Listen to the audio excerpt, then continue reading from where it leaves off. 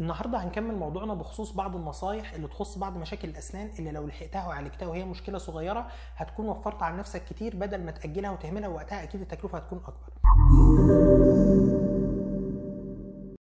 من الحاجات دي لو ظهر معاك ألم بصورة جديدة سواء مع البارد أو السخن في ناحية معينة أو حتى مع أكل السكريات، حاول تراجع دكتور الأسنان، لأن أنت بنسبة كبيرة عندك تسوس عميق في أحد الضروس محتاج يتعالج قبل ما يوصل للعصب، حتى لو أنت شايفه في المراية إن هو حفرة صغيرة، لأن هو التسوس ممكن يبان من فوق إن هو حفرة صغيرة بس بيكون تحت عميق.